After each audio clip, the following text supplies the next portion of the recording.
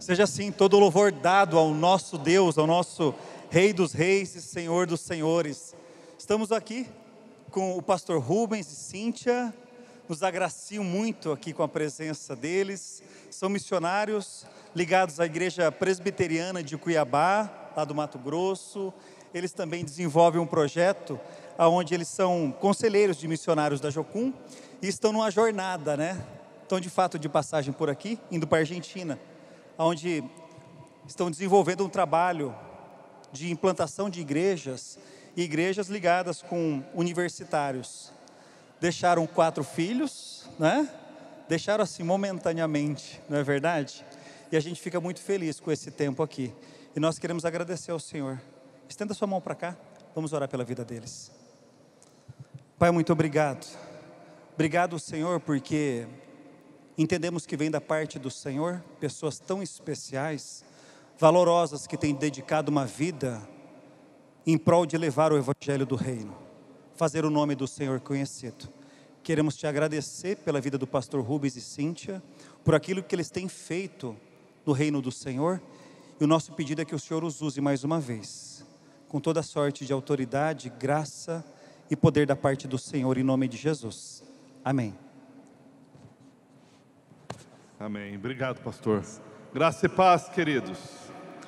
Que alegria conhecê-los. Que equipe pastoral maravilhosa, que cuidado conosco. Todos aqueles que nos receberam, que deram carinho a nós, muito obrigado. E obrigado pela oportunidade, por podermos compartilhar a palavra de Deus. Mas me permita rapidamente falar um pouquinho mais da minha vida e da Cíntia. Nós estamos no ministério desde 1996. Eu sou daquelas pessoas que talvez você encontre raramente por aí, que pediu conta no emprego, fez acerto de contas para casar.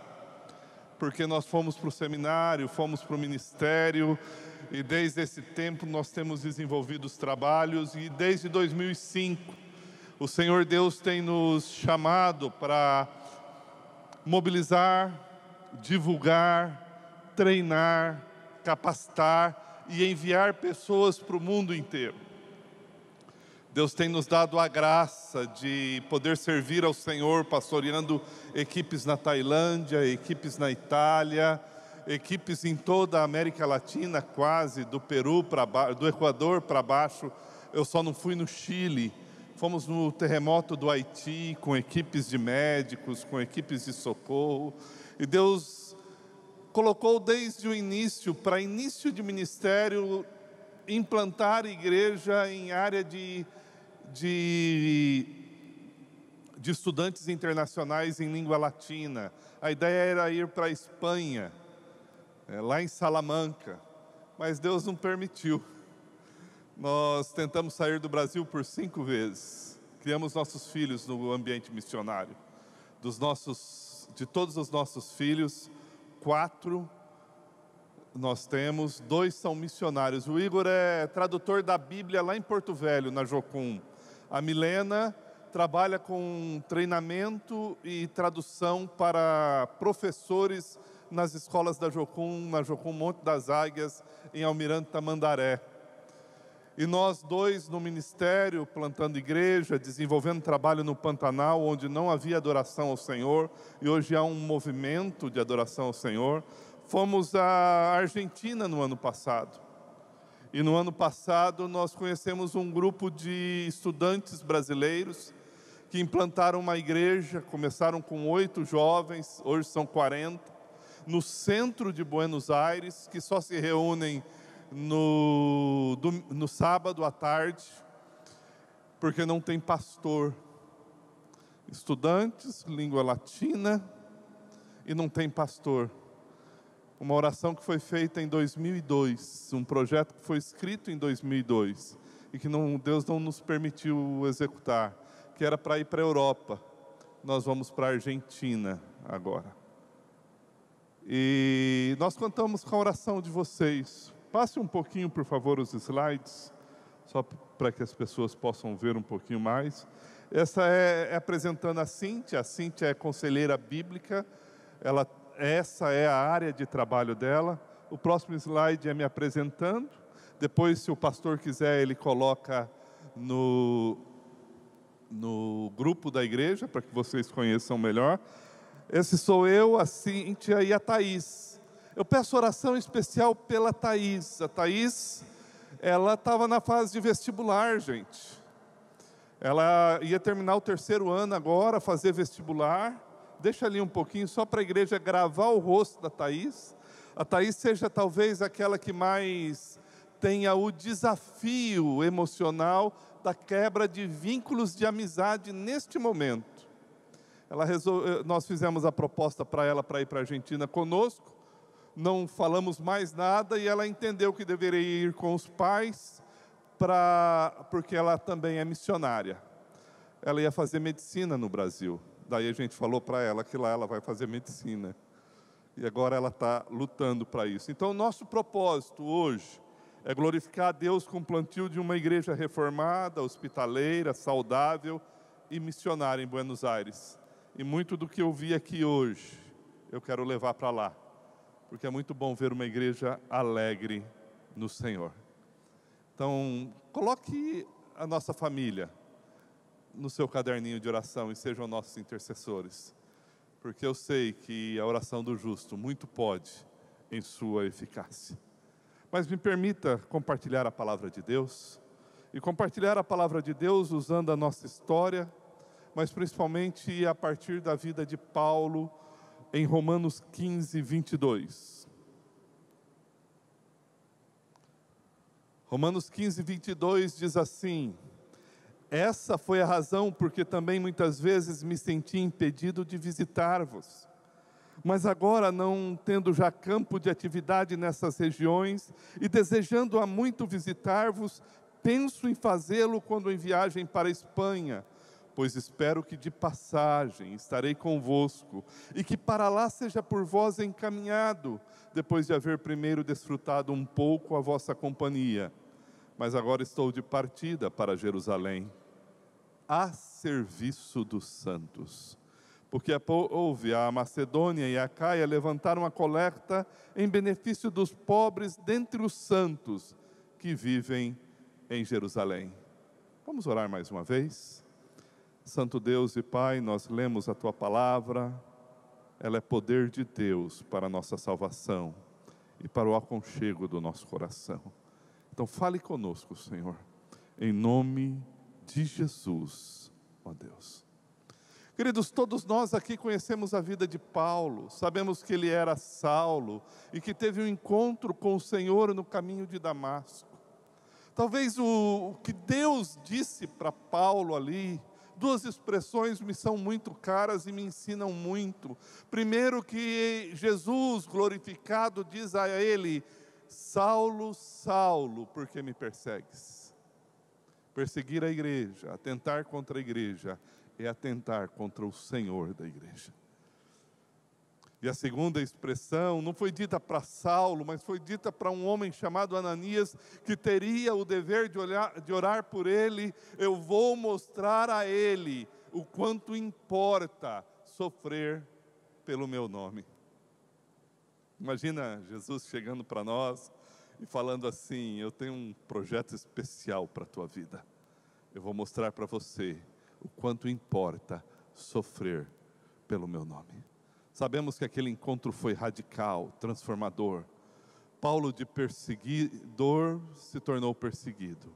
Passou a caminhar a serviço do Rei Jesus e serviu num ministério tremendo, nos deixando a Bíblia na mão.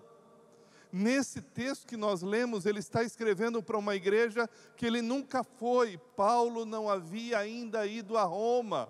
Ele estava pensando em ir a Roma. Isso era mais ou menos 30 anos depois da morte, ressurreição e ascensão de Cristo. Paulo, terminando a 3ª viagem missionária, já escreve essa carta e manda essa carta para Roma, enquanto ele vai para Jerusalém entregar as doações levantadas pelos irmãos. E ele diz assim: olha, agora eu acho que eu consigo ir aí, porque já acabou meu trabalho aqui, já tem muita gente pregando nesta região, e tem lugar que não tem pastor, e eu preciso ir.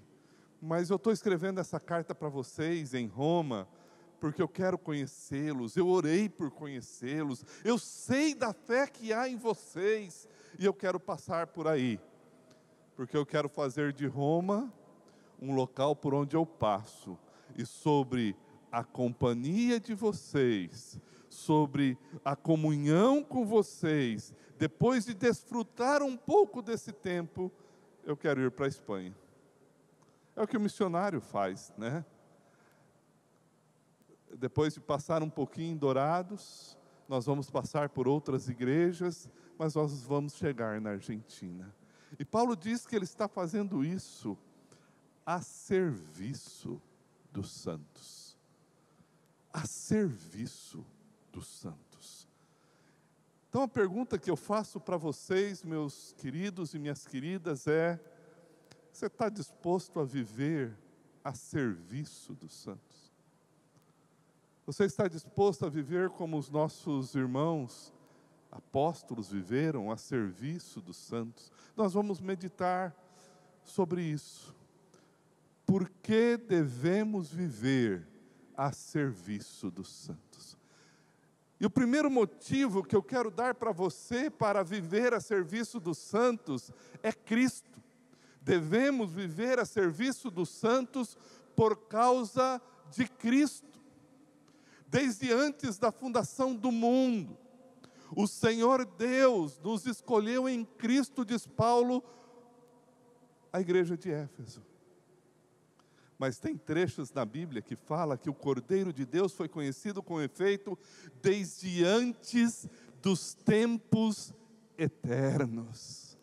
E essa figura de tempos eternos mexe comigo, porque mostra para mim que ainda que a gente use a palavra eternidade para definir a imensidão e a grandeza de Deus, o Senhor deixa claro que a eternidade ainda é pequena para quem Ele é.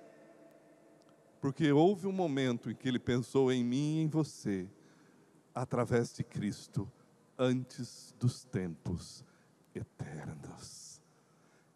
Queridos, Cristo, diz Paulo em Filipenses, se humilhou e se esvaziou, e Ele fez isso por amor a mim e a ti, morrendo na cruz. E Isaías vai dizer em Isaías 53, que Ele veria o fruto do seu penoso trabalho. O resultado da morte na cruz não é em favor de quem está na cruz. Quem morre na cruz não tem benefício próprio.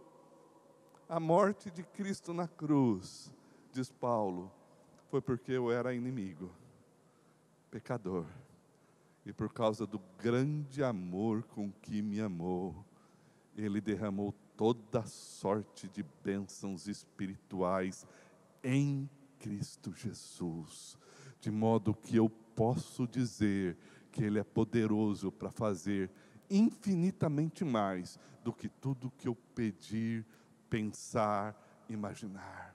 Cristo é o motivo de todas as coisas, tudo, diz a palavra de Deus, é dele, por ele e para ele. Todas as coisas são para o louvor da sua glória. Ele é o Senhor da história.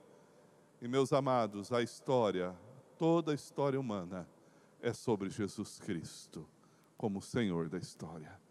Como aquele que vai, como diz C.S. Lewis, adentrar o palco da história, como autor da história, para encerrar a história. E ele já está bem ali, ó. Bem ali.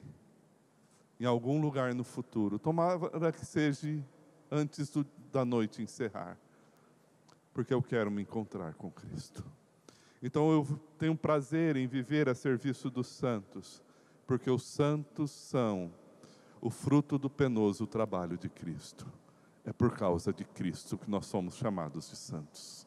O segundo motivo que eu quero dar a vocês de que vale a pena viver a serviço dos santos é por causa dos apóstolos.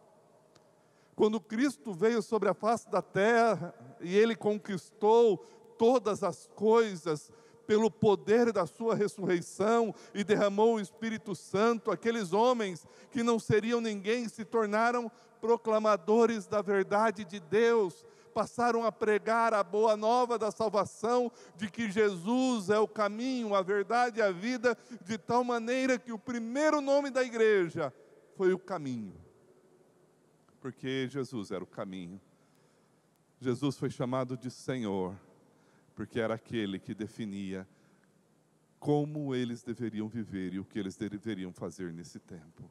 Aqueles homens que não plantaram igreja na Galileia, que foram tirados do ambiente da língua hebraica, do ambiente da língua aramaica, e foram esparramados para o mundo greco-romano. Nós temos notícia de Tomé na Índia, daquela época. Nós temos notícias de Barnabé, no norte da África. Temos João na ilha de Patmos. Aqueles homens saíram da sua casa e foram viver a vida que Deus tinha para eles. Porque tinha uma mensagem a ser dada, uma mensagem a ser proclamada, um anúncio a ser feito, que é tão poderoso, que é a única boa notícia de fato que devemos ler toda manhã. É o único jornal que anuncia a eternidade no nosso dia a dia. A herança que esses homens deixaram para nós foram só duas.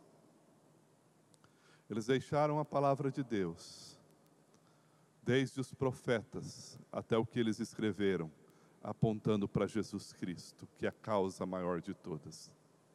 E eles deixaram a igreja, o corpo de Cristo, que foi brotando de acordo com o que o Espírito Santo ia fazendo naquele momento.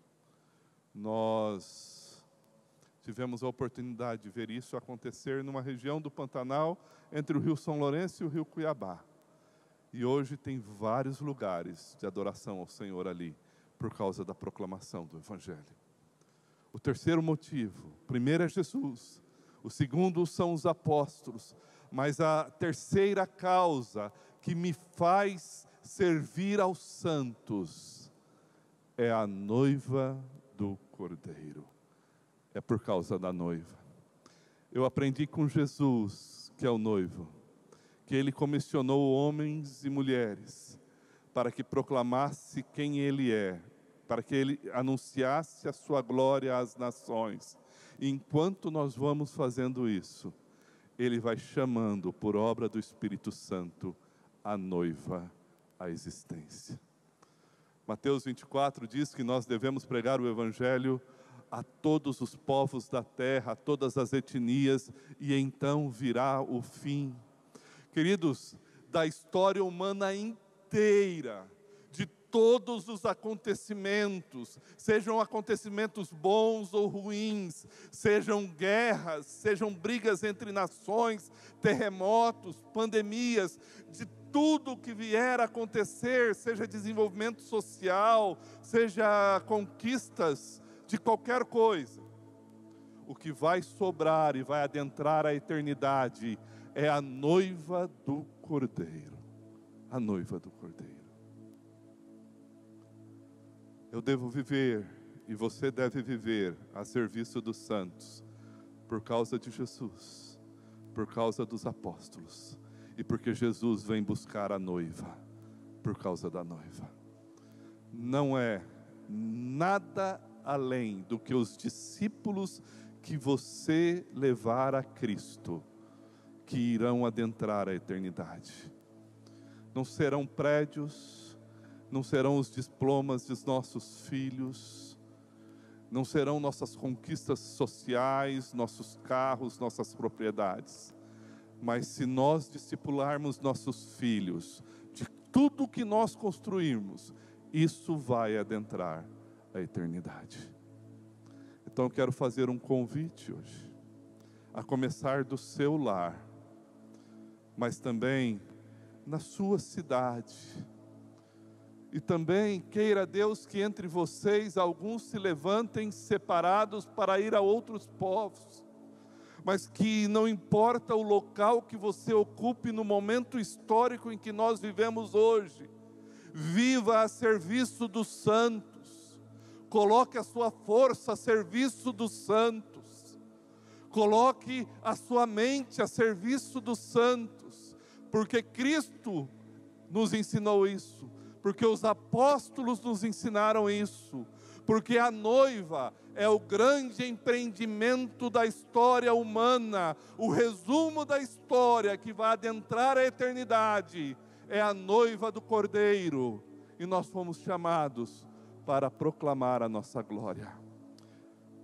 Para terminar, eu quero lembrar você que Jesus diz para a igreja que ela é noiva, porque toda noiva, quando vê a aliança que é colocada no seu dedo, assim que o noivo sai, a primeira coisa que ela faz é tirar uma foto da aliança e dizer para todo mundo: fiquei noiva. Sabe quem é o meu noivo?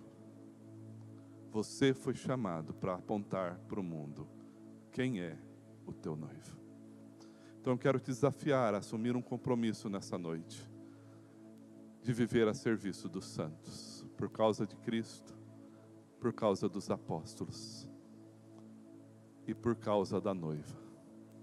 Você vai trabalhar na sua casa mesmo, com a sua família, vai trabalhar com a igreja do Senhor aqui, no seu ministério, na sua cidade, com seus dons e talentos. E se você quer pedir para Deus, que Deus te oriente como fazer isso, eu quero desafiar você a ficar em pé,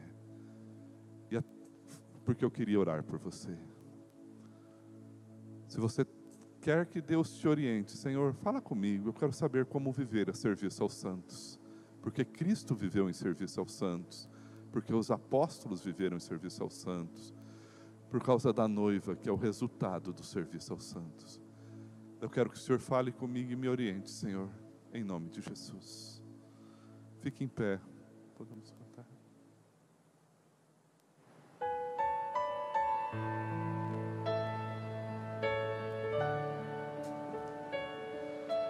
Senhor Deus, olha para a tua igreja aqui de pé diante do Senhor. O Senhor tem dado dons à tua igreja. O Senhor tem chamado a tua igreja e a consagrado para o Senhor. E por causa de Cristo, do ensino apostólico, e por causa do resultado dessa obra, que é a noiva do Cordeiro, pedimos que o Senhor visite o coração daqueles que ainda não acharam lugar para servir no corpo. Pedimos, Senhor, que o Senhor compartilhe com aqueles que têm sonhos de servir e ainda não sabem como, que eles busquem o ministério da igreja, os pastores da igreja, e encontrem direção. Mas que esses teus servos aqui presentes encontrem o local do serviço aos santos para o louvor da tua glória. Obrigado por uma igreja tão maravilhosa e que ama missões, e pela oportunidade de compartilhar a tua palavra a eles, Deus. Em nome de Jesus, Senhor. Amém, Pai.